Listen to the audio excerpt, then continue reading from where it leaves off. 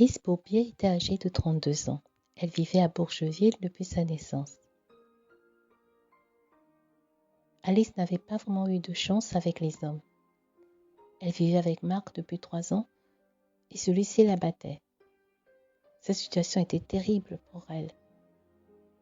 Elle était boulangère et travaillait dur pendant que son petit ami, lui, ne travaillait pas. C'était elle qui payait le loyer, qui faisait bouillir la marmite. Marc, lui, ne faisait rien. Au bout d'un moment, Alice n'en pouvait plus d'avoir des coups et essayait de quitter Marc. Mais cette situation était très difficile à vivre pour elle, car elle se retrouvait seule, sans emploi. Toutes ces maltraitances avaient eu effet de lui rendre psychologiquement instable. Alice était devenue dépressive. Mais cependant, un jour, alors qu'elle se baladait dans le parc, elle rencontra une gitane. Celle-ci se mit à parler avec elle et de fil en aiguille, elle décida de lui dire son avenir. Elle lui dit qu'elle rencontrerait un homme qu'il aimerait, qu'il aiderait et que tous ses problèmes seront terminés. Alice était très contente de cette nouvelle, même si elle ne croyait pas trop en ces histoires. La médium lui dit cependant d'être très bienveillante. « Car c'est ton bon cœur qui t'a aidé, dit-elle. » Quelques mois passèrent, Aline avait oublié cette histoire et elle alla faire ses courses au marché. Lorsqu'elle fut abordée par un homme d'un certain âge, celui-ci s'avança vers elle et il commença à lui faire des avances, disant qu'il avait remarqué il y a de cela plusieurs mois, mais qu'il n'osait pas l'aborder, et que cette fois-ci, il avait pris son courage à 2 mains. Elle fut d'abord confuse, puis accepta ses avances. Ils allaient boire un verre et commencèrent à passer du temps ensemble. De fil en aiguille, ils tombèrent amoureux. Il s'avéra que Marc était un homme aisé. Oh, pas qu'il gagnait des masses, mais il gagnait suffisamment pour bien prendre soin d'elle. Contrairement à toutes ses relations précédentes, Alice avait enfin la possibilité d'être en sécurité dans un foyer. Tom était bienveillant, affectueux. Elle pouvait enfin prendre goût à la vie et se reposer. Peu de temps après, ils se marièrent. Mais quelque chose se passa dans la tête d'Alice. On ne sait pas quoi, mais toute cette attention lui monta à la tête. Elle commença à sortir tous les soirs, à boire dans des bars, à fréquenter d'autres hommes, faire du shopping. Cette situation commença à créer des tensions dans la maison. Et Tom devenait furieux de voir fondre toutes ses économies, d'autant plus qu'Alice ne faisait aucun effort pour tenir la maison. Elle exigea même de Tom qu'il embauche une femme de ménage, Sonia Lopez. C'était une immigrée.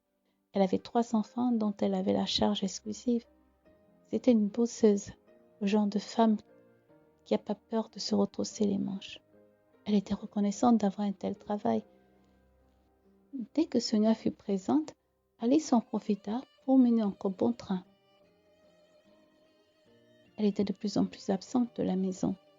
C'est dans la même période que Tom tomba malade. Son état se dégradait très vite et il nécessitait une très grande attention. Il fallait qu'on s'occupe de lui, presque tout le temps. Il n'arrivait à rien faire tout seul. Au lieu de s'occuper de lui, Alice, elle, s'en foutait. Elle le faisait en lui hurlant dessus. Cette situation était terrible à voir. Sonia commença alors à s'occuper de Tom, volontairement, car Alice lui avait bien fait comprendre que si elle prenait son temps pour s'occuper de Tom, elle ne sera pas payée en plus. « Vous n'allez surtout pas vous enrichir avec moi, lui disait-elle. Sonia s'en foutait de l'argent. Elle était croyante et aimait aider les gens. Et la situation de Tom était tellement difficile à voir qu'elle eut pitié de lui. Elle commençait à lui apporter à manger, des médicaments. Elle passait du temps avec lui. Cette attention était un peu réconfortante pour Tom. L'état de Tom, lui, s'empirait. Parfois, le soir, il pleurait tout seul dans sa chambre. Mais tout cela n'atteignait pas Alice, qui attendait éperdument que son mari meure. Et ce fut le cas. À son grand étonnement, elle fut convoquée, elle et Sonia, chez la notaire. Ils s'assirent. Alice tomba des nues quand il s'avéra qu'il n'y avait rien comme héritage pour elle. Tom était endetté. Il s'était endetté avec toutes les dépenses qu'Alice avait faites, il n'y avait presque plus rien à prendre. Il s'était tout de même arrangé pour faire un don à Sonia pour la récompenser pour tout le bien qu'elle avait fait. Alice, elle, était furieuse. La somme qui lui restait de l'héritage ne lui permettait même pas de garder la maison.